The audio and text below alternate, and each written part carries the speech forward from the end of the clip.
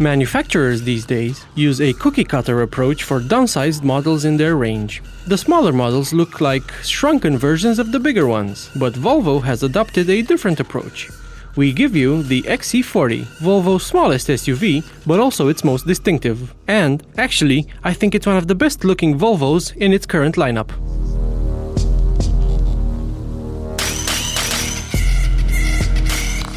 This particular XC40 I'm in right now is a range-topping T5 R design model. It comes with sporty exterior bits and big 20-inch rims.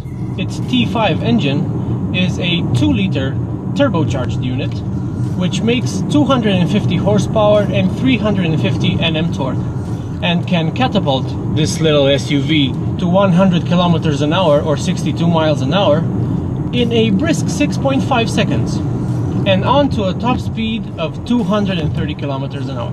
Now, that's comparable to some hot hatches, and you can really feel it on the move. The car is not lacking for power. It only weighs just over 1.6 tons, so it's not excessively bulky. The XC40 suspension is quite soft, even in this sportiest model, but it's hugely comfortable, and you can stiffen it up in dynamic mode. It's probably one of the most comfortable SUVs, if not the most comfortable in its class. It's no corner carver, but that's not to say it isn't fun to drive, because it is. Cars don't have to be super stiff to be fun to drive. I mean, there's nothing wrong with body roll as long as it's not excessive. I've really grown to like this car. It really is a compelling package, and if you're planning to get an SUV, I suggest you opt for one with soft suspension. This, even with the 20-inch rims, is still not bad even on badly surfaced roads. It's very relaxing to travel in the XC40. On the highway, all you really hear is wind whistle around the mirrors, which are kind of big, but also quite a bit of tire roar. The XC40's good design extends to the clean, uncluttered interior that's dominated by a 9-inch portrait-style infotainment screen. There's nothing inside to immediately grab your attention, but that's a good thing as it makes for a serene environment to travel in. Materials are for the most part really good, and I found myself enjoying the slightly sportier seats fitted to our R-Design tester. Driving position was also spot on for me, and even space in the back while sitting behind myself was plentiful. The most striking part of our tester's interior was the orange lava-colored carpeting that extended all the way up the doors. It made for a nice contrast with the mostly dark interior, and I really quite fancied the way it looked. The aforementioned 9-inch infotainment screen uses Volvo's Sensus infotainment system. It has main screens which you can move through by swiping to one side or the other, and while the menu structure isn't immediately intuitive, you do eventually get used to it.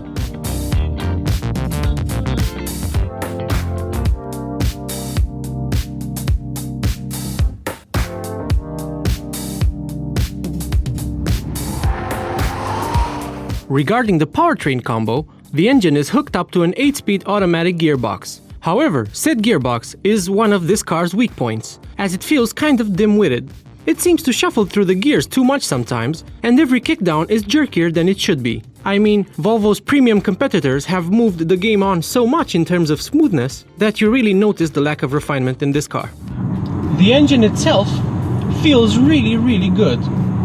I mean, it's very responsive, and there's plenty of torque on tap, and unlike many comparable turbo engines of the same displacement and number of cylinders, it sounds really good.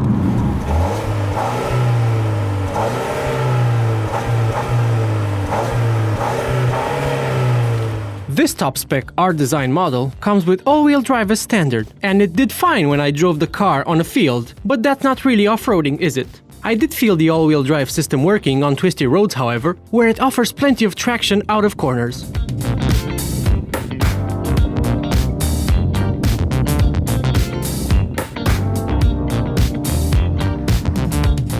We're here in a gas station because the manufacturer claims that this configuration XC40 uses 7.3 liters per 100 kilometers, but it doesn't. This is how much we achieved during our test drive.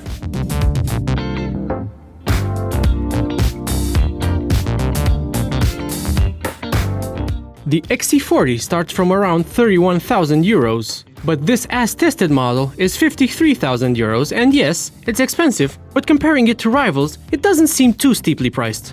It's a new, but quite strong contender in the segment, and one of the more distinctive-looking small SUVs in its price and size brackets. If you spec it well, it's actually a little head-turner that also happens to be a superb all-rounder, which is kind of what you want from a premium high-rider. Definitely have it on your shortlist when shopping in the segment.